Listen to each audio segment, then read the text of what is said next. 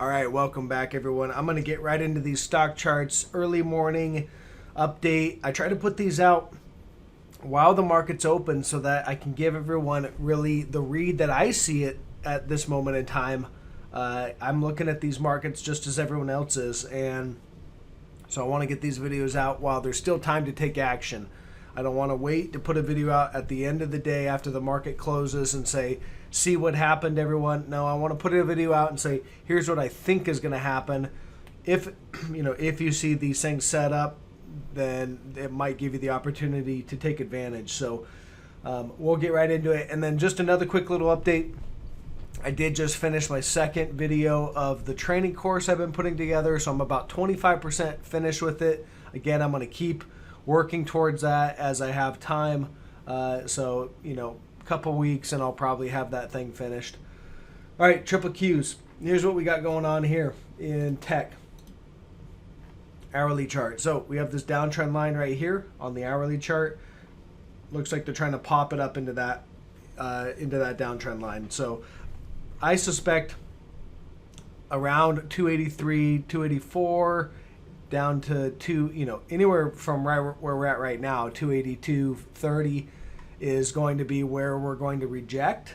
I don't expect us to just break out, especially probably not today. If there's some news announcement, maybe we'll get an impulsive breakout, but I don't think they'll be able to break above this downtrend line intraday. It'll probably have to come in the futures market if they're going to do it. So until then, I think we'll reject up, anywhere all the way up to this 283.64. We could slightly overshoot intra-hour, but I wouldn't expect an hourly close above this downtrend line today. If this rejects, we've got a support level down here at 274. You can see we had a couple reactions right there. So I am expecting maybe a little bit push higher, and then we won't roll over down to that 274. That's what I think is going to happen. SPY, they could pop the SPY up to 342 potentially, or right around there, and then ultimately I think it rolls over down to about 331.30. Momentum, you can see momentum still to the downside even though we're moving higher. Momentum still to the downside on the hourly chart on the SPY, and if you look at the daily, the daily momentum is to the upside, but couple things I want to point out. We did get that crossover, that bearish crossover. So here on the RSI, this is just showing, on the PPO, this is just showing momentum starting to fade in the near term. So the blue line, when it crosses below this orange line, means that the moving averages are essentially crossing the momentum moving averages, and we got the cross right there. So when you get the cross, it's not just a sell signal all in itself. It's just something to take note of. We did get the cross down, and when it crosses, that usually says momentum's to the downside. Well, we can clearly see the price is to the downside, and the daily's starting to roll over. So we'll continue to watch that. IWM, you can see below resistance here. IWM's relatively weak today. Resistance is sitting right here at 159.60. We dipped below it yesterday. We're back testing it from below, but they haven't been able to break it. Also, you can see here, this hourly candle, you had the wick where they were able to run above it, but then it failed and closed the hour back below it. So that's kind of a whipsaw. They do those kinds of things the market makers like to pop above levels to throw people off or run stops. That's what that looks like to me, and now it's continuing to the downside. So this looks weak in general. Volatility, UVXY, popped up yesterday. Nice strong day yesterday, and holding above support here at 1876. So you can see I've got that marked out from a couple reactions where it held support, broke down, and recovered it. So if this can continue to hold for a day or two, and it doesn't really fall back below this 1870, it's about 1878, 1876. Then to me that says that was a false breakdown, and volatility should rise, potentially getting up to this 29 area. We'll have to watch that, but looks good to me. Also, you did have bullish divergences intact on the daily chart, and if you look at the hourly, Yeah, the no bullish divergences on the hourly, just short-term bullish momentum on the hourly as the momentum's moved up and prices continue to move up. An update on this one, DraftKings. Guys, I cut this one yesterday. I didn't like the price action that I saw. And here's a few things that I had. So I had it as a bullish trade. And the reason why I did is we were building bullish divergence on the hourly chart. So I thought that that would be enough to get us up to possibly this 47 or 44 area, something like that. And we broke above this downtrend line. So there's this downtrend line right here. We broke above. We're still back testing it from below. So this trade could still be valid. I just didn't like the price action that I saw yesterday. And here's the thing. We don't have any kind of bullish divergence on the daily. So you can see here if I zoom in, the momentum has still been to the downside on the daily. There's no divergence. It's just downward momentum, downward price. So because I didn't have the divergence on the daily, I only had it on the hourly. I was expecting the move to happen yesterday, and here's the hourly. You can see that yesterday, it basically just sold off, tried to make a recovery right here. This is where I closed my long trade on DraftKings on this pop. Tried to recover, but it just couldn't, and it faded the rest of the day. I didn't like that price action. So that is kind of where I'm going with this one. If the bullish divergence shows up again on the daily here, I'll probably get more interested. But that's the thing.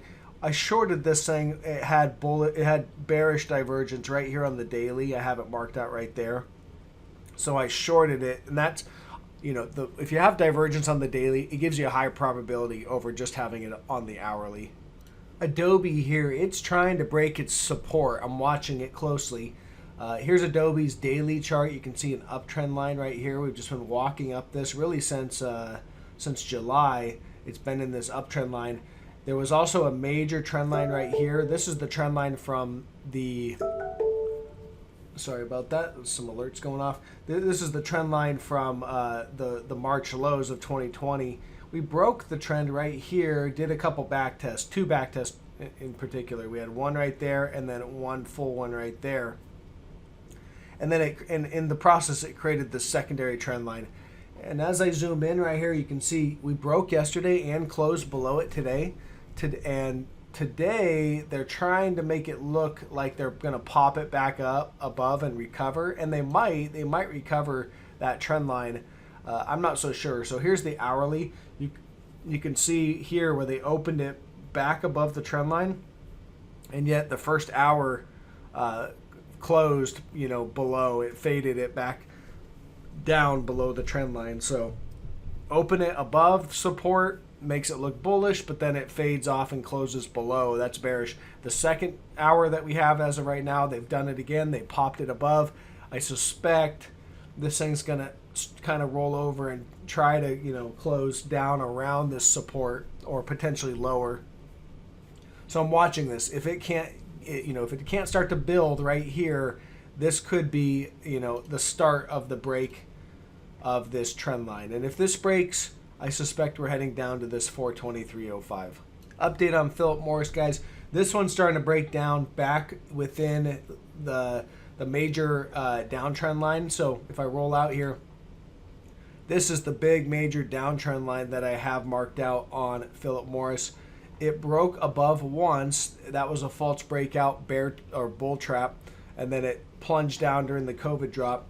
And then we've broken out again. You can see we broke out here, did a back test, started to run, couldn't quite get there, came back test again, starting to break down now. So I'm going to cut this one. The reason why is a couple reasons. One, we're impulsively breaking back down within that trend line. So I'm not interested if it's not going to break out, then I'm not interested in it. And 2, you can see here on the daily, I've been kind of playing with some of these lines, but you can see here that on the daily, the negative divergence, the positive bullish divergence that we had, I think is just about, if I can get this, yeah, it's burned through, it looks like. Yeah, it is. So it got burned through. We made a new lower low here on the momentum. And so there's no more daily bullish divergence. It was burned through. That it happens. And the hourly still has bullish divergence, but that daily divergence being burned through does not bode well for this as a trend trade. So I'm going to go ahead and cut this one, and we'll look for a better opportunity. This one, and so that's a loss of, I think I entered this one right in here. So, and I cut it, it's a loss of about 1.5%. So in general, not a big deal. You take 1.5% losses all day long when you get gains such as, Polti Homes, and we'll cover that one. So Polti Homes, I entered the trade. Let me go to the daily here. You can see we have this uptrend line right here. We broke trend really right about there. So I entered with the starting position there. I added to the trade right here, added some more right here, and added some more right up here, short. And then it's completely rolled over. So even from the very entry, this thing's up 7%, and with the additions, I'm up well over 10%. So this one continues to head down towards this gap at 39.80. Here's your gap right here on the daily.